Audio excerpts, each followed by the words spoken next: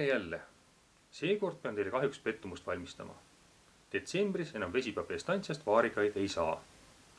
Mõned eriti pühendunud kliendid on küll küsinud, aga mida pole, seda pole.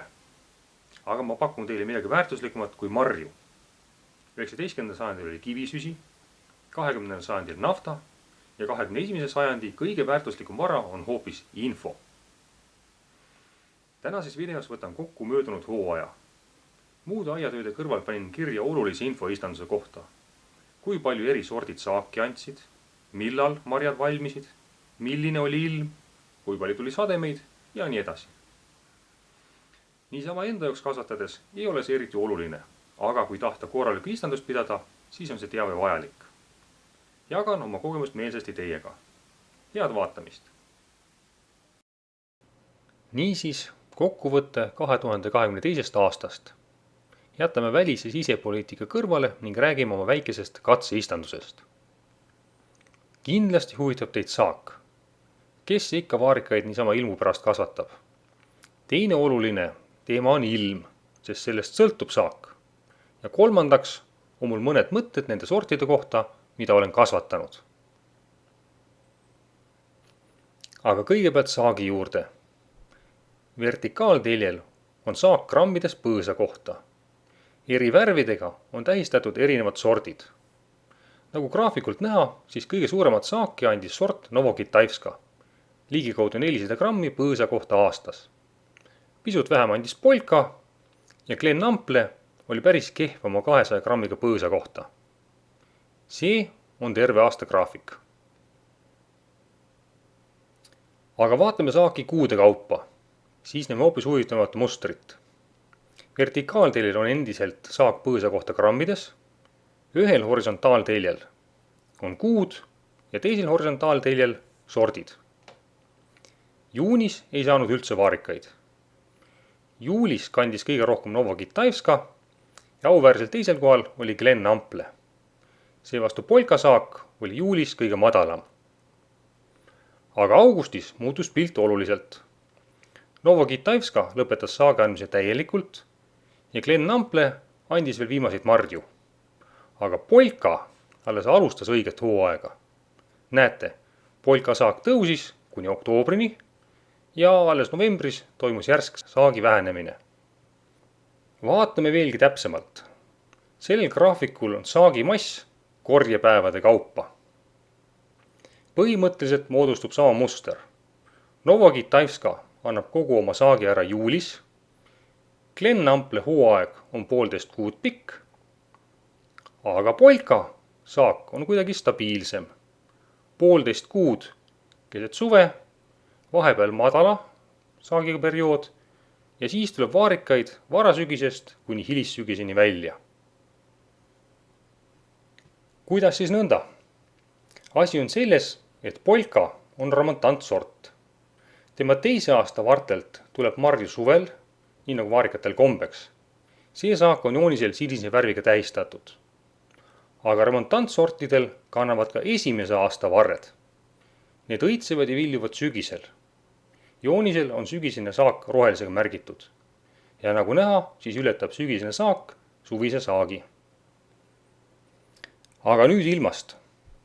Nagu kõik teavad, on taimed metabolismi tüübilt fotolitoautotroofid. See tähendab, et energiat saavad nad valgusest. Fotosünteesiks vajalikud elektronid saadakse vee lõhkumise käigus. Ja autotroof tähendab, et suhkru sünteesimiseks vajalik süsinik saadakse süsihappegaasist.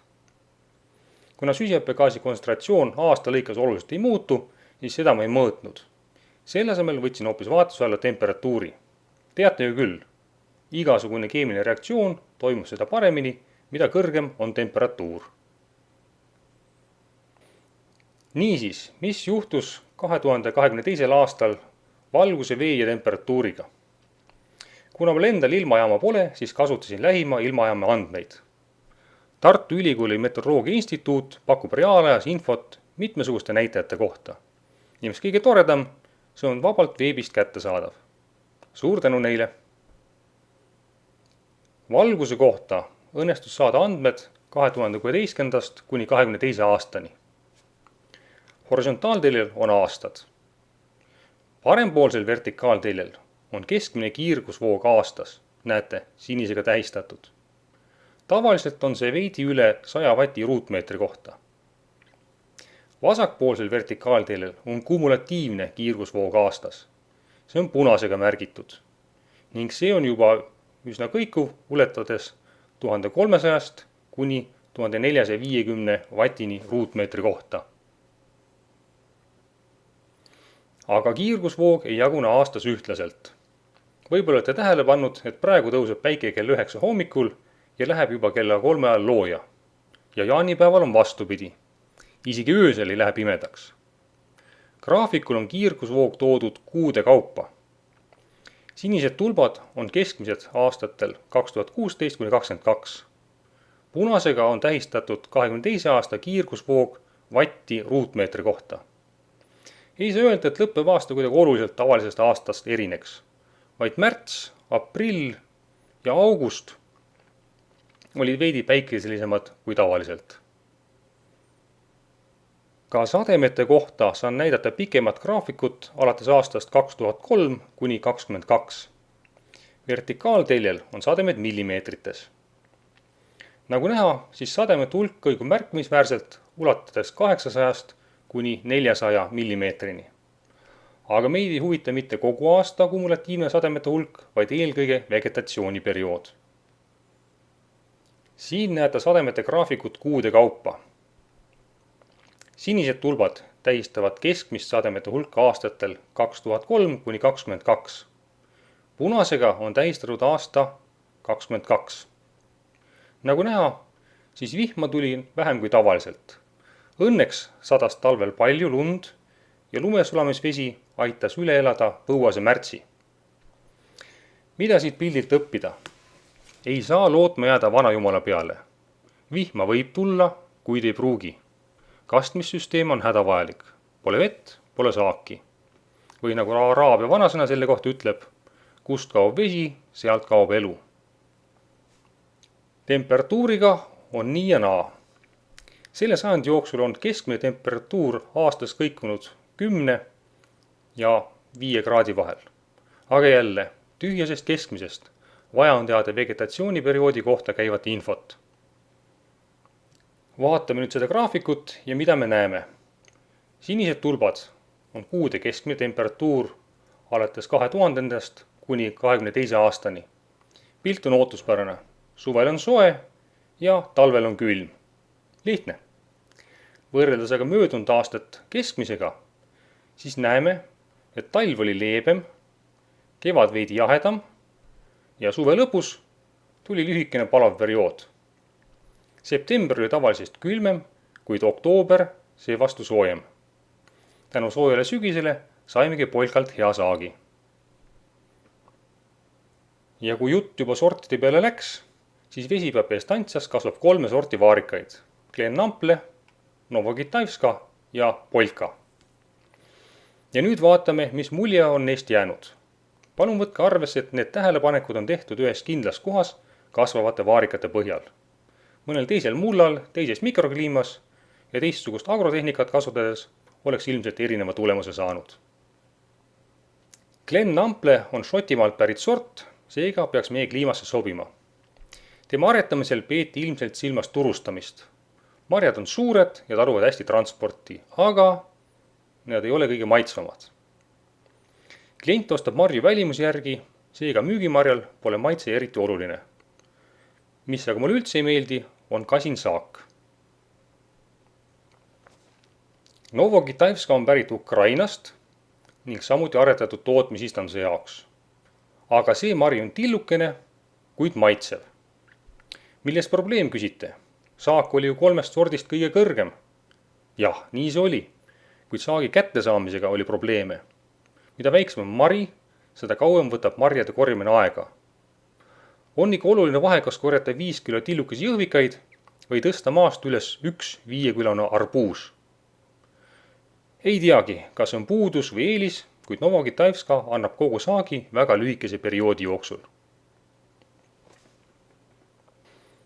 Ja viimane sort on Polka. Jälle istanduse jaoks aretatud, kuid maitse on tal parem kui Glen Amplil. kahjuks on tema varred ogalised ja seetõttu korjamine on vaevaline. Aga saak on suur ning mis kõige toredam, ajalises mõttes hajutatud. Pole sellist järsku lööpkoormust nagu Novokitaivskal, kus terve aasta saak tuleb mõne nädala jooksul ära korjata. Selle asemel saab rahulikus tempos kuude viisi noppimas käia. Vaarikaid on nõnda hoopis lihtsam korjata ja müüa. Jah, see on remontantsordi eelis. Nagu juba vanad roomlased ütlesid, ubi mell, ibi fell, ehk siis kus mesi, seal sapp. Kui võrrelda tavalist vaarikat remontantvaarikaga, siis kummalgi on oma tugevad ja nõrgad kohad. Kumba siis valida? Ühel juhul saab kogu saagi lühikese perioodi jooksul, mis valmib südasuvel. Siis on ilm tavaliselt ilus ega ei pea kartma öökülmasid ega liigset niiskust, mis võib hallitused vohamat panna. Remontantvaarika sügisene saak võib kehva ilma tõttu uikalduda. Jah, see risk on olemas, kuid on olemas ka preemia. Sügisel maksavad vaarikad rohkem kui suvel. Ilmselt tuleb sisse vahe ka marjade oma hinnas.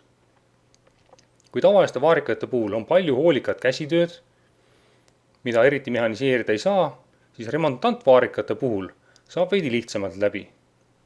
Kui minna seda teed, et kasvatada ainult esimese aasta varsi, siis pole vaja toestust, sidumist ega käsitsi lõikamist.